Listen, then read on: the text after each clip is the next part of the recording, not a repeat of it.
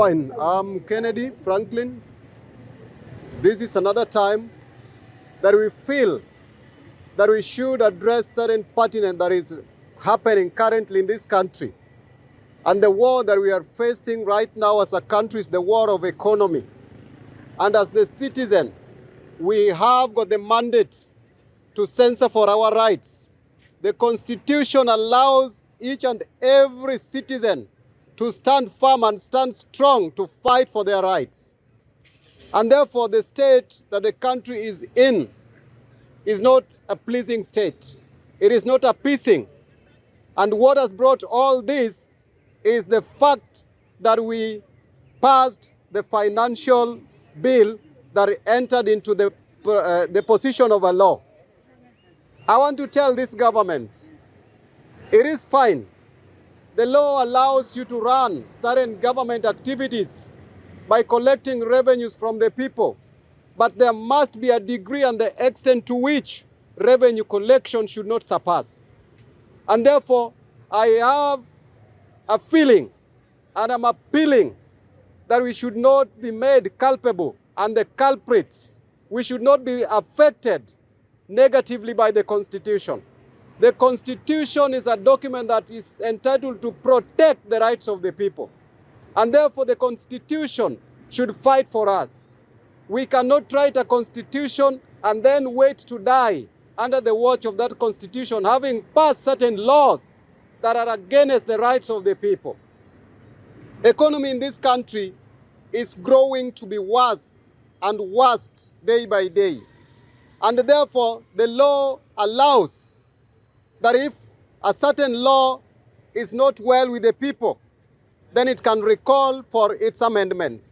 And therefore, I want to urge our MPs in the parliament, if there's a way that we can recall, that we can rethink and relook into this financial law, then something needs to be done.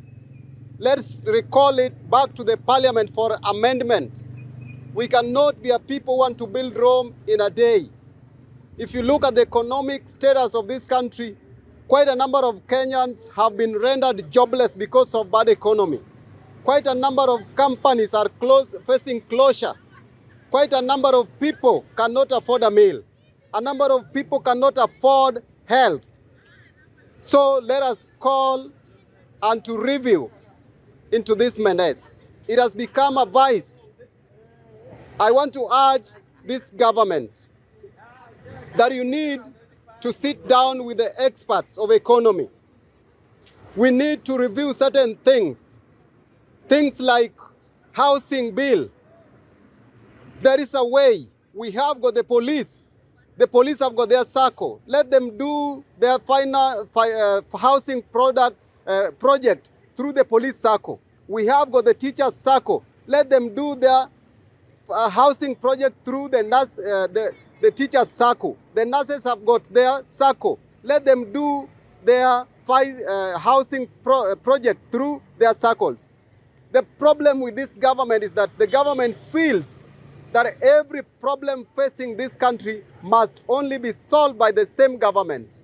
We have got individuals, we have got corporates, we have got individual and private investors. Let the government learn to delegate.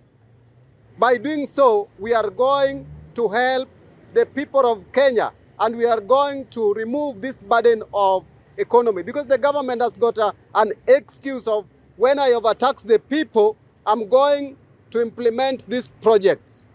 That is a wrong move. That is a wrong direction. You cannot stick to something to the extent of rendering your people slaves. We are not going to be slaves. We are not going to be enslaved by economy in this country. And we want to tell this government that before we die, before we are rendered useless by this economy, we are going to stand strong to fight for the rights of each and every Kenyan individual. And I want to take this into an account, calling unto our MPs. Let us fight for the people. It is not good that our people are suffering because of the Constitution. It is not good that our people are suffering because of poor economy. I want to tell this government, let us adopt the concept of a farmer. You cannot milk a cow until you feed that cow. The government is back milking the people dry in the name of revenue collection, in the name of taxation. Look at how people are overtaxed. We have got the VAT, we have got the payee, we have got the corporate tax. All these put together add more burden to the people than it ought to bring. And therefore we feel that we are so much overburdened. The government should be held accountable and mandated to ensure that a nation is not hungry, a nation is not sickling. But it is quite unfortunate that even the recent bills that were passed and assented by the government, they revolve around the same thing. The government is saying that we are going to be entitled to be paying NHIF. That is insurance, Kitty. We have got our own is insurance. We have got UHC, that is insurance. Why would we collect the money from the poor Kenyans in the name of the same insurance? The funny thing is that when you go to the hospital seeking for medication, you find that there are not even enough facilities in those, you end up dying after subscribing to the NHIF. The hospitals do not have enough drugs. We don't have enough health personnel. So I want to urge this government to relook and reconsider into this issue before it is late. We are not going to die watching, but we are going to die fighting.